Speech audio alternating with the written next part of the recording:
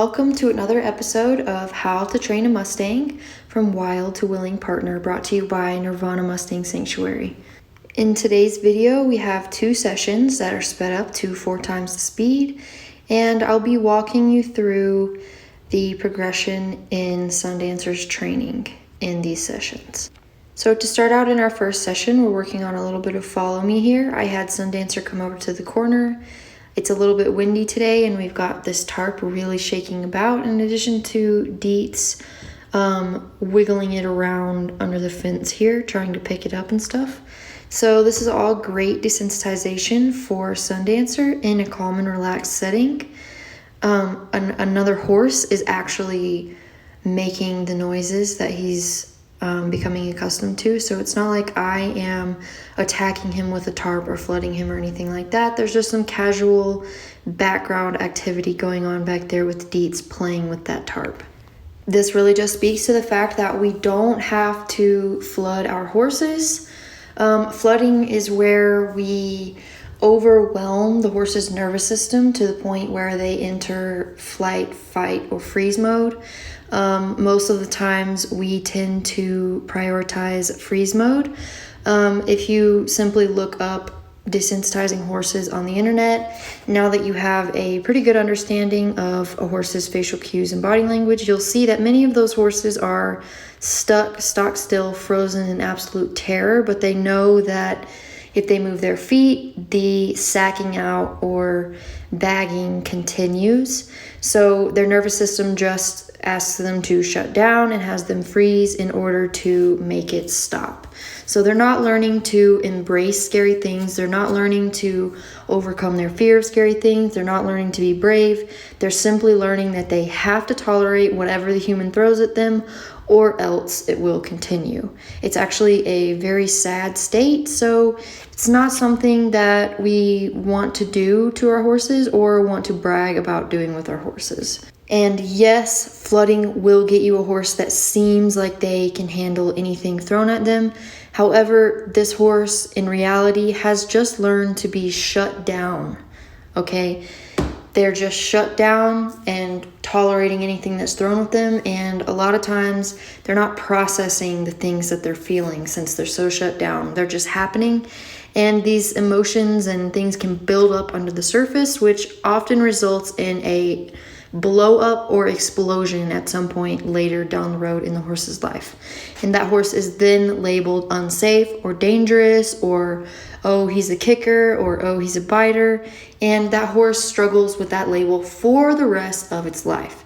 So flooding is a huge issue in modern horsemanship, which is why I wanted to make a good point to talk about that in this. And as we progress with Sundancer, you'll see me begin to introduce scary objects with him, and I'll teach you how to do that in a way that does promote bravery in the horse, does not cause them to shut down or go into fight, flight, or freeze mode. Instead, they will build their own confidence and feel empowered to take on anything scary that comes at them in the future.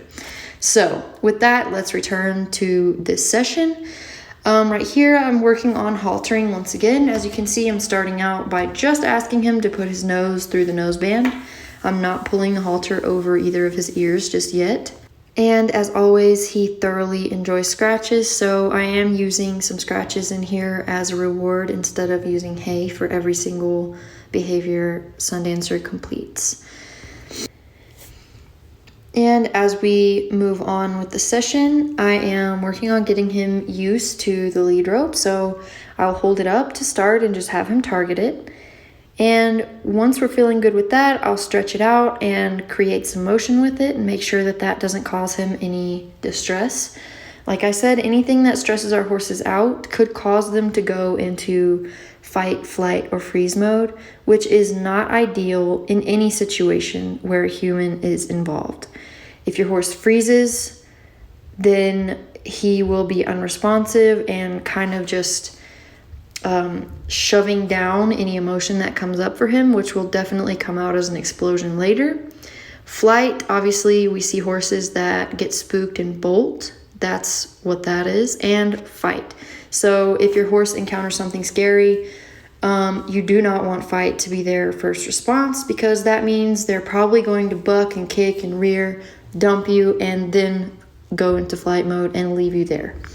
So even in the small steps of introducing the lead rope, we want to make sure that Sundancer is being rewarded for being confident and comfortable, and not being rewarded for simply shutting down and tolerating what's happening. We want our horses to be fully present, fully in the session with us, and willing to participate. We don't want them to merely just be tolerating what we're doing as humans. It's not a fair life for them, and it doesn't feel right for the human either, if we're honest with ourselves. Sundancer has still been kind of putting his head up a little bit in the air when I go to put the halter over his ears. So we're going to take a moment here and simply just work on having his ears be touched. So you'll see I'm touching his ear. If he doesn't jerk away or move, I click and reward, either with hay or right here with lots of scratches that he thoroughly enjoys. This makes his ears being touched a very positive thing, instead of it being something he's a little skeptical about. And by approaching training in this way and making things positive for the horse, we are literally rewiring the neurons in their brains to associate us and the behaviors we're teaching with positive feelings and positive emotions. So this is not just surface level training, guys. We are wiring the horse's brain to work in a certain way, so that in the future, when we ask the horse for something, they are more willing, they are more ready, and they are excited to do what we're doing rather than just tolerating it.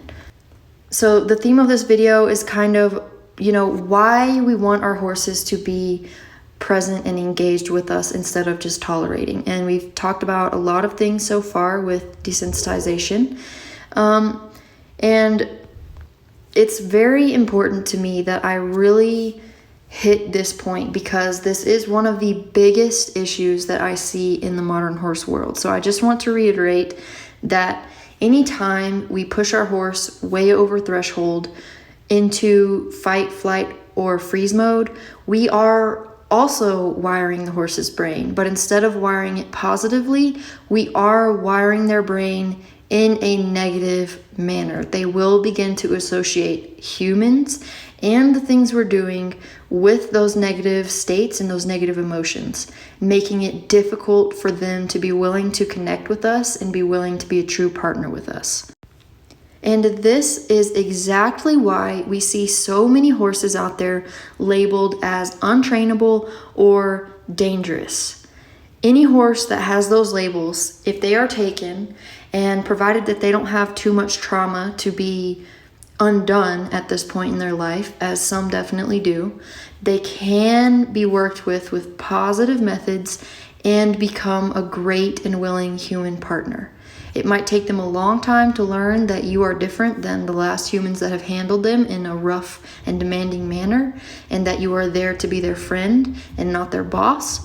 However, if they can step through that trauma and work through that trauma with you and accept a new role as a human, then they will be able to be a willing partner once again. These labels we tend to think are permanent, and people steer clear of horses that are labeled as dangerous or whatever like that. But the root cause of these behaviors is 100% of the time some sort of training that the human thought was a good idea, and the human was taught would work, and the human demanded from the horse, but didn't work for the horse. Okay, so all of these problems are man-made. I'm not saying that everyone should go out and purchase a horse labeled as dangerous and whatnot.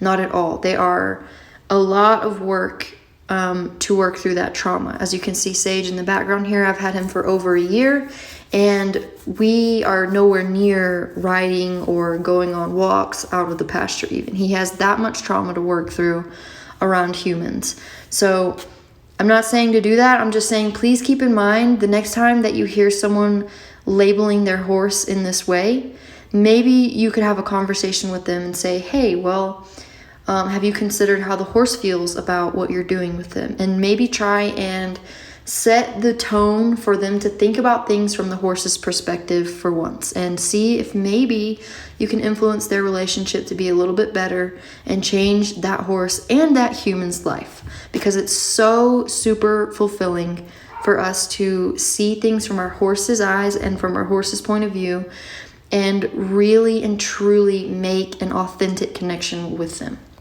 All right, and with that being said, here we are again in Sundancer's training session. We've just been working on some follow me, some haltering, working on the spray bottle a little bit. Here he got a little bit unsure about me waving this lead rope around, but I just keep going, let him think about it, and he eventually comes back and touches it with his nose, which is exactly the brave behavior that we are looking for, okay? And I've also begun rubbing it on his body and also scratching him at the same time that I do that, so that the lead rope has a very positive association in his mind. And this session abruptly cuts off here because my phone ran out of space. So let me know your thoughts on the discussion in this video, and I'll see you guys in the next video.